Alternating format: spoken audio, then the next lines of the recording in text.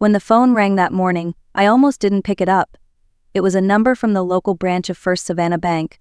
I'd been their customer for nearly 40 years, so I assumed it was some routine update about interest rates or account statements. But the voice on the line wasn't cheerful. It was careful. "Mrs. Whitmore, this is Jason from the bank. Could you come in today? It's important." I drove down Bay Street in my old Buick, the same one my husband, Robert, had loved to polish every Sunday. The air smelled faintly of salt from the river. Inside the branch, Jason stood waiting, young, polite, nervous. He led me to a glass-walled office and closed the door behind us.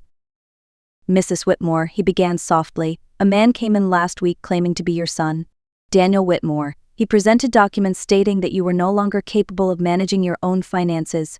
He tried to close your primary account." For a moment, the world narrowed. The hum of the air conditioner, the muffled phone rings outside, it all blurred. "He said I was what?" I asked quietly. Jason looked genuinely uneasy. "He submitted a power of attorney form signed under your name, along with a doctor's note confirming early dementia." He hesitated before adding, "We didn't process anything. Something about it didn't feel right." He slid the documents across the desk. I stared at the signature, my name written in a shaky imitation. The doctor's note was from a clinic I'd never visited. A notary stamp bled ink near the bottom, smudged just enough to look rushed. At the end of the form, Daniel's name appeared neatly typed. I took a long breath, the kind that steadies you more than calms you. "Thank you for calling me, Jason. I'd like to revoke any and all access he might have claimed." He nodded, opening a folder of forms. As I signed each line, my hand stayed steady. Not because I wasn't hurt, but because shock has a strange way of sharpening you. When I finished, I looked up at him and managed a small, even smile. "He hasn't stolen my money yet," I said, "but he already took something far more valuable." When I got home, I placed my purse on the counter and sat at the kitchen table. The papers from the bank were still in their envelope. For a few minutes, I just stared at them. The afternoon light slipped through the lace curtains, tracing soft patterns on the wooden surface. Everything looked so normal: the tea kettle, the stack of mail, the small vase of magnolias. And yet, nothing was. I pulled out the forged documents, spreading them across the table like a map of betrayal. Every line was filled with precision: my address, my date of birth, my supposed medical condition. There was even a letter from a clinic in Atlanta, signed by a Dr. Carson, who apparently believed I was in the early stages of memory loss. The signature, the seal, even the watermark looked official enough to fool anyone who didn't know better. I did know better. My eyes landed on Daniel's name again, printed neatly at the bottom. For a moment, I saw not the man who forged these lies, but the little boy who once cried when I threw away his broken toy truck. He couldn't stand to lose anything, not even something already broken. Maybe that's what this was, his grown-up version of refusing to let go. I folded the papers carefully and slid them back into the envelope. Then I reached for the phone and called Jason again. "Please make sure my account is flagged," I told him. "No access for anyone but me, no matter what name they bring." He promised to do so. After I hung up, I sat in silence, listening to the faint creaks of the house. Robert built these walls to last. I wondered if he ever imagined the person we loved most would try to tear them down. I brushed my hand over the table and whispered, "Not yet, Daniel. Not ever." The next morning, I brewed coffee the way Robert liked it, 2 scoops, no sugar, strong enough to wake the dead. I needed it. The night before, sleep had been impossible. Every time I closed my eyes, I saw Daniel's name beneath that forged signature. My son, the boy I raised with everything I had, now trying to erase me with a pen stroke. After breakfast, I walked to the hallway cabinet and unlocked the bottom drawer. Inside was a box filled with old checkbooks, receipts, and faded bank statements. I carried it to the dining table, dust rising like ghosts of all the times I'd helped him. Then I began sorting through them one by one.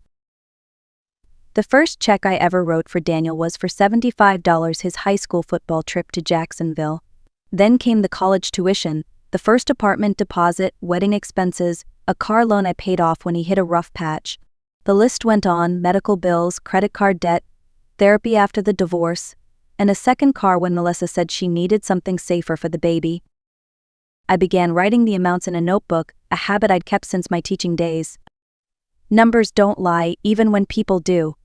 By the time I reached the last page, the total read $389,450.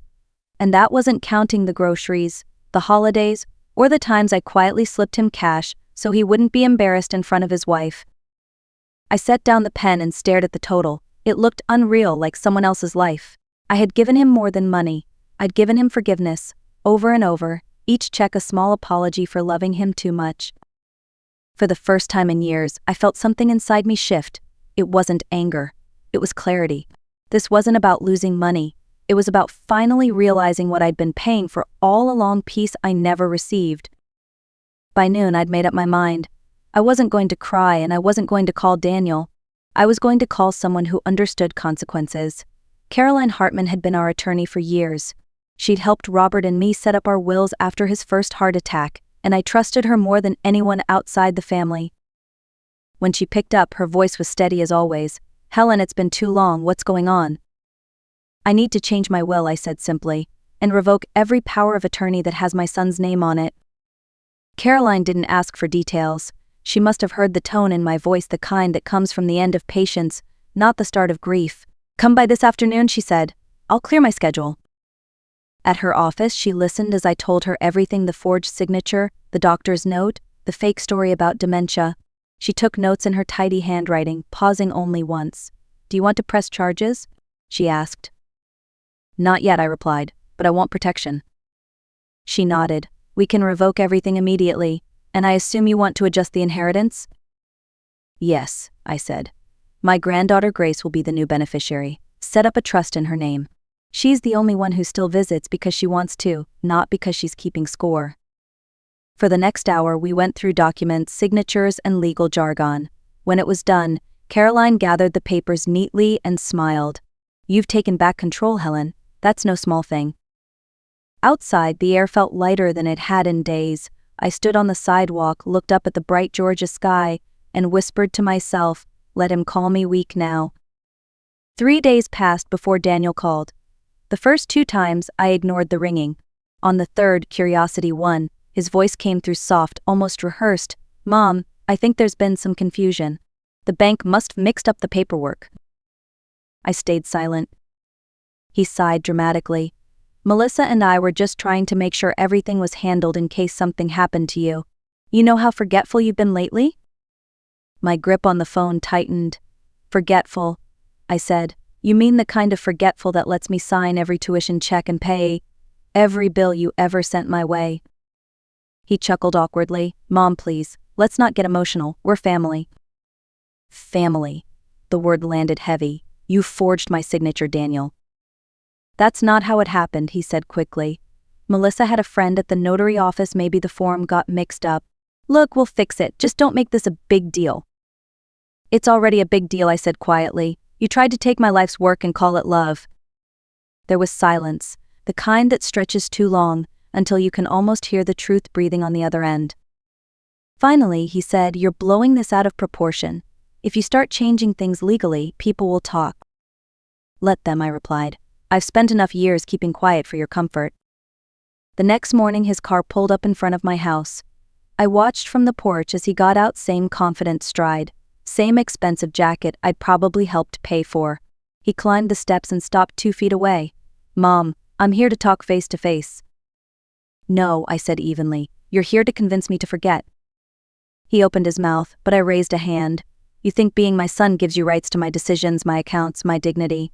It doesn't. You didn't earn those things, you borrowed them." His jaw tightened. "I was trying to help." "No, Daniel, you were trying to inherit early." He stared at me, searching for the version of me who would cave. She wasn't there anymore.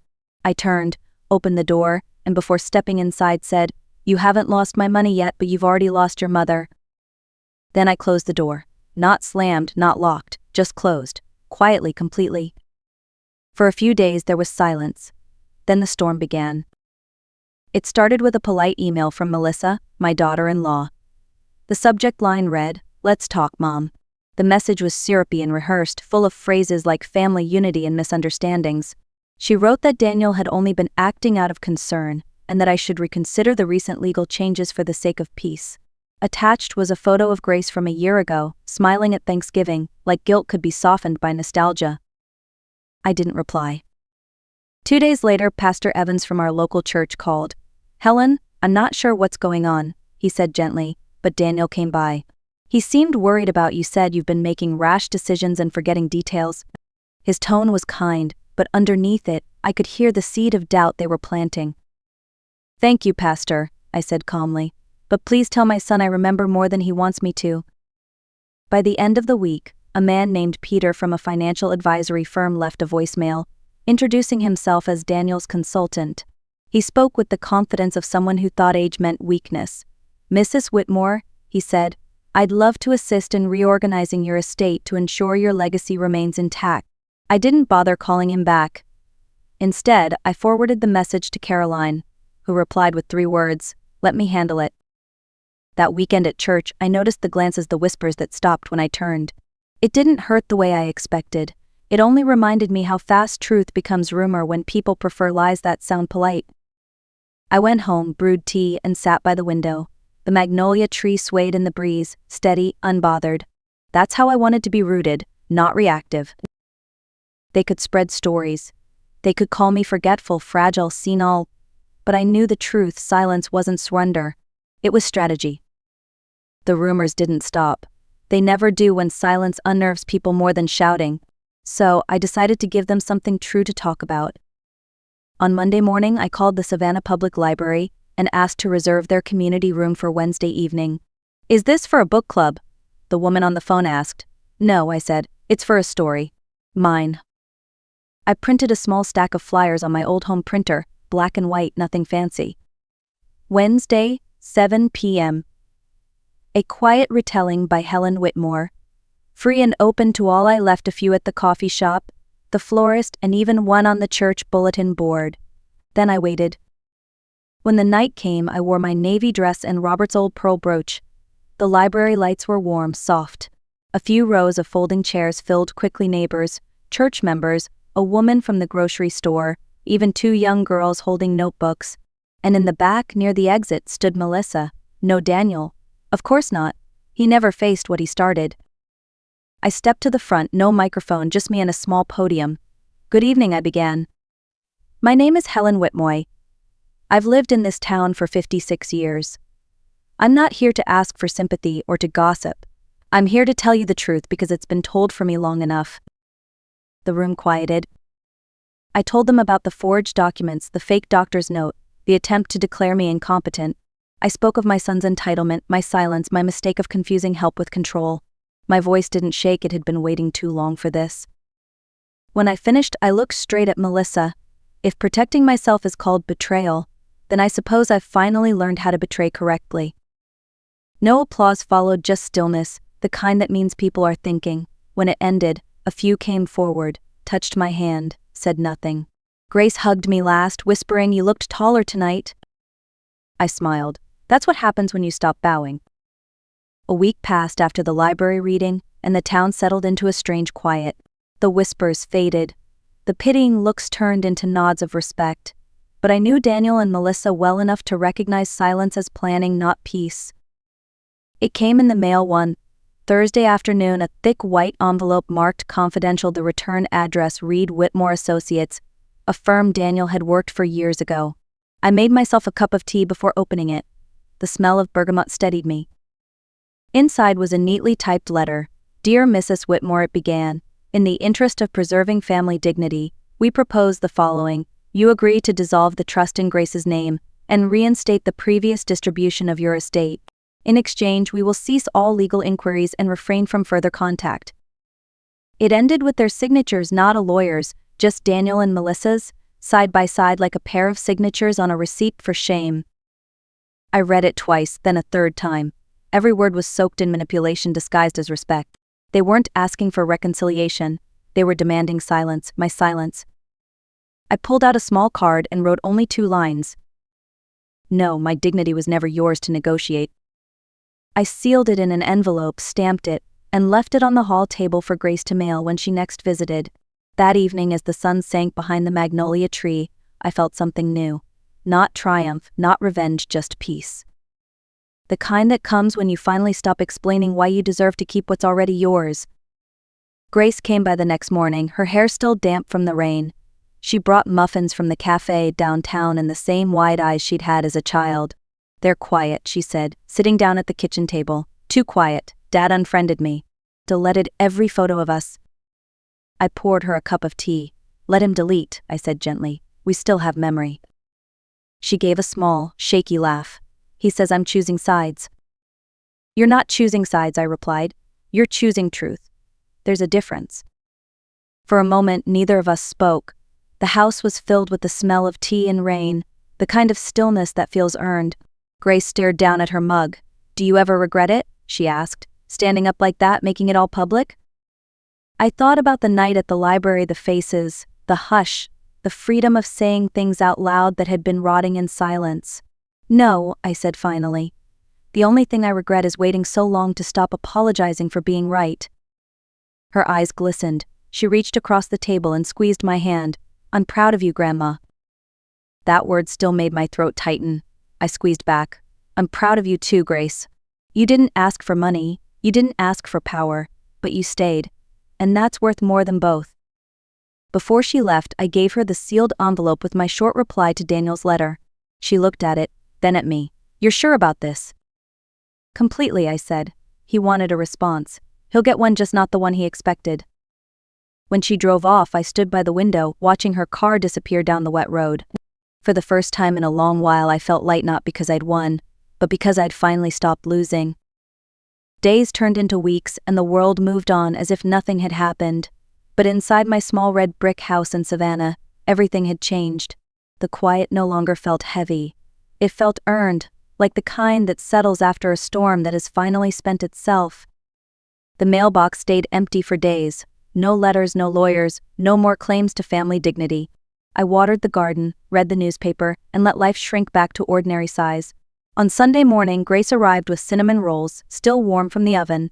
We ate them in the kitchen with the window open, the air soft with the smell of rain and sugar. They've stopped calling, she said. Completely? Good, I answered. Let the silence do the talking for once. She looked at me for a long moment. Do you think he'll ever come around? I smiled faintly. Maybe. But I won't wait for it. Waiting was how I lost most of my peace. She nodded slowly. You're not angry anymore. No, I said. Anger takes energy. I'd rather spend mine living. Before she left, she hugged me tight, the kind of hug that feels like an answer to every unasked question. I love you, she whispered. I know, I said. That's why you'll be fine. After she drove away, I sat by the window with my tea and opened my notebook, its last page still blank.